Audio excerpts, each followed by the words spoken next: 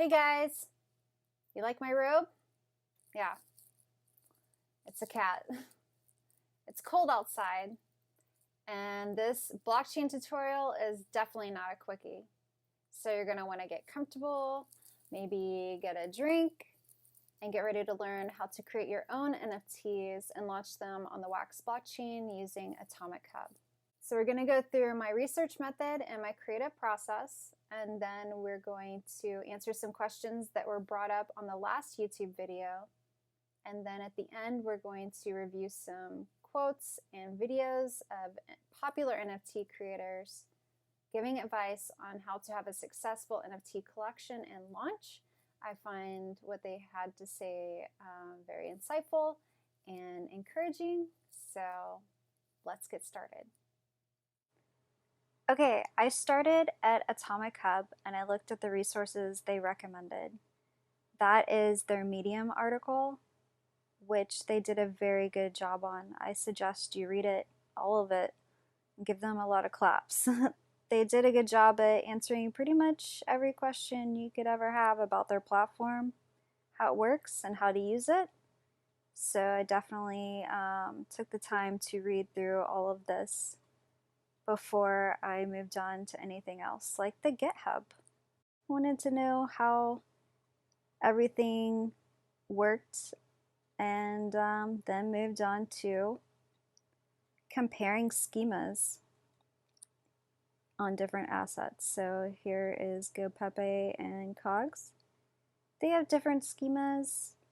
Cogs is a game, so they have different things to think about, and other people don't have very much in their schema template, so it really depends on what the asset's being used for. And look at these prices, wow. Almost $30,000 moving in like a few days through Wax right now. So an NFT on Wax is definitely worth looking into for sure. The resources are found on the NFT Creator tab, and I've gone through all of them except this video. Here we go. This is Anders from Any Observation, and he is teaching you how to launch on EOS. Definitely subscribe to Anders. All the resources are pretty simple and straightforward, but I really want to be verified as an NFT asset creator. So I think I could check off pretty much all of these things, but like, what is my theme? What am I gonna do? I've never done this before. I definitely want to do something original. To be honest, you guys, at this point, I really just kind of needed a pep talk. You can do this. Think. With life and intelligence as fantastically advanced as this. But I must point out that the possibilities, the potential for knowledge and advancement is equally great.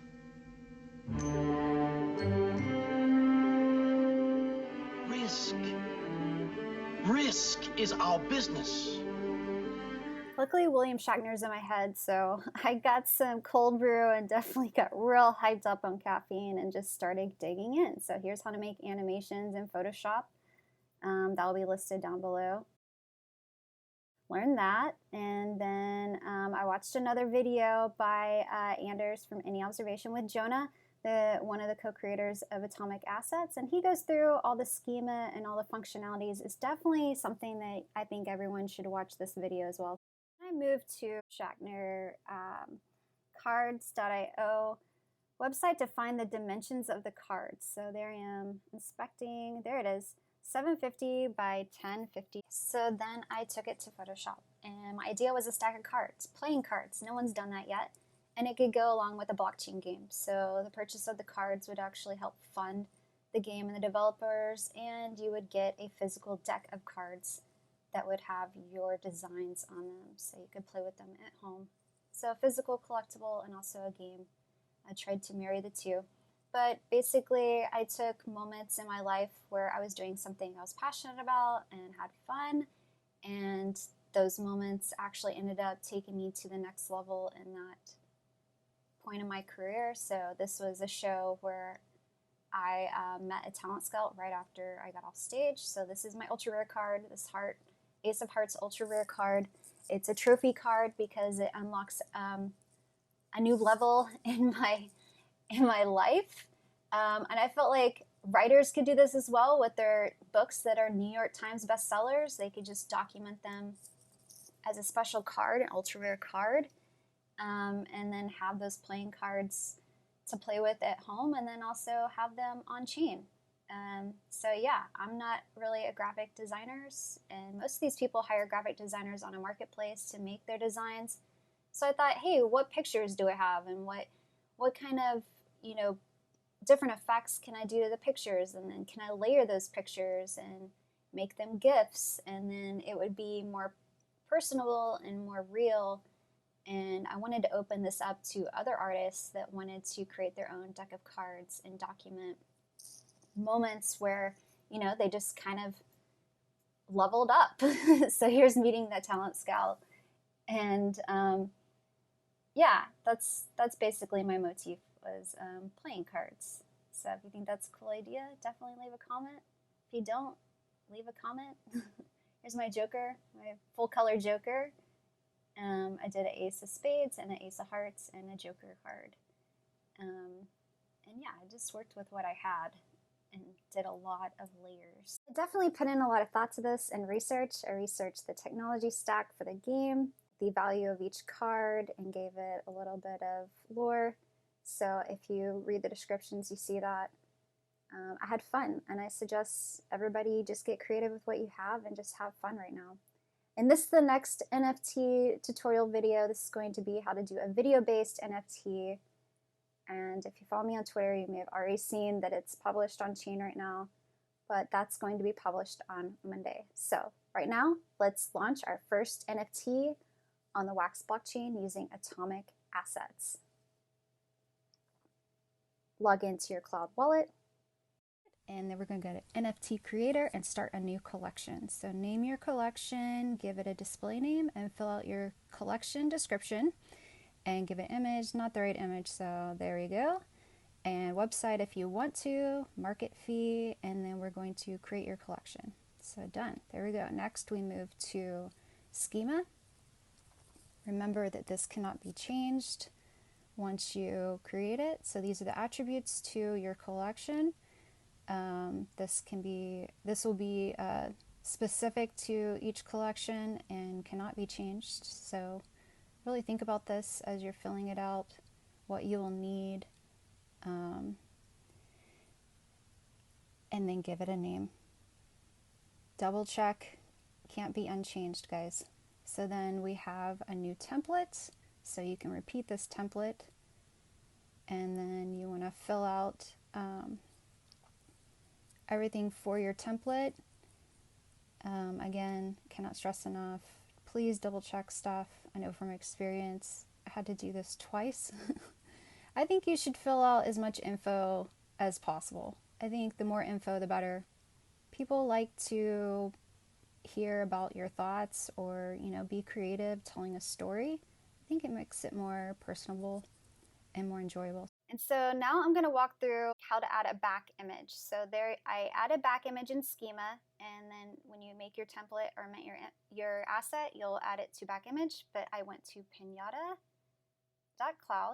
and added my image there, and then copied my hash, and then used that key for my back image. And let me tell you something about doing this. Make sure that you have the right image and it works.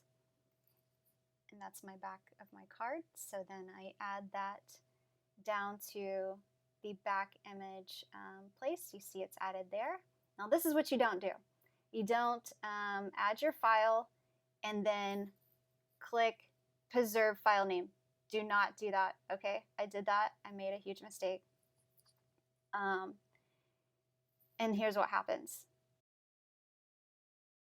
AtomicHub can't recognize your image. You just see the file, it doesn't show the image. How do I know? Because I asked Jona, and Jona was like, yeah, you probably clicked preserve file name. And I was like, yes! Developers know everything. So he helped me out. Here's another thing. This was way too big. Like, there's no way AtomicHub would ever take this asset because the file is way too big. So what do? Pinata, guys. The same place I just showed you. So then give your max supply and create template. Success. So now we have our schema and our template. We can go down, see there's our template. And so now mint new asset. So use your template. There it's all populated. And who is the asset owner? It is me. I'm going to do 3 copies and confirm. I suggest doing 1 for the first time. There's your new NFT. It was really easy, guys. I actually reached out to all the top NFT creators, and this is what a few of them had to say. Joe Cum from Blockchain Heroes said, "Be original. Don't try to copy what someone else has already done. Take a risk and stand out. Create something that you would either want to collect and or play." Travis Wright said, "High quality, low quantity."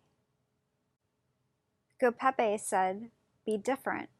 Identify your community, keep building, and help to innovate the ecosystem." And Nifty Card sent a bunch of great information. I suggest you pause it and really soak in some of the things that they suggest, like creating a website, building a community, being aware of NFT hunters, learn from other NFT projects, support other NFT projects, and learn the technology. Hey, Adam from EOS Dublin. So, what makes a great NFT collection? Well, I think that we're so early to the party that there's no secret sauce just yet. We're seeing a massive influx of talented artists and teams and some really innovative projects. But for me, I'm drawn to projects that have a little bit of depth more than just the art. So maybe, something with a compelling story, something which might even ignite my competitive streak. So I think I'm most excited about NFTs being used in the gaming, the entertainment industry, and even in the financial markets in the near future. Hi guys, I'm Jona. I'm a co-founder of Pink.Network and I'm one of the guys behind Atomic Assets and AtomicHub. I've been asked to give some advice for launching your own non-fungible tokens on the Wax blockchain, and I'll happily do that. And first of all, there are lots of different angles that I could even approach this question from, starting with how do you even create your NFTs on Wax? But what I instead want to focus on is how can you create a collection that people actually care about and that is successful? And there are lots of different factors going into this, of course. You want your collection to be unique. You don't just want to copy an existing collection. You want to have high quality artwork for your NFTs. Maybe even more than just a front side image for your NFTs. Maybe you do something with a backside for the NFTs, which has been done before. And then maybe you're even developing a game where the NFTs will be used as in-game items for this game, so that the NFTs have a true utility inside your ecosystem. But all of this really depends on what you're even aiming to do with the collection. And the one common factor that I see across all the successful collections right now is that they really focus on building a community and listening to their community. They usually have channels and groups in Telegram where community members can engage with one another, or perhaps also Discord servers. It's the same thing there. And at the end of the day, the community, the people in your community are the ones that are talking about your NFTs. The people in your community are the ones that buy your NFTs in the first place, and then they're the ones that trade with them. So my key takeaway is, if you want to build a successful collection, focus on your community from day one, listen to what they're trying to tell you, and then create value for them. And that's basically it. Now go out there and create some NFTs. Okay guys, so I hope you liked that. I had fun. I learned a lot. I hope you did too. If you have any questions or comments, leave them down below. If there's anything that you feel like we should cover or you want us to cover, I'll do my best to cover it, like I did in this video. And our next video is going to be on how to create an NFT with a video.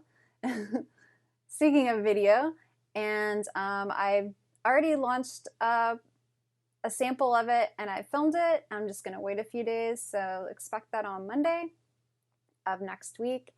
And so, as always, wax on. Brilliant.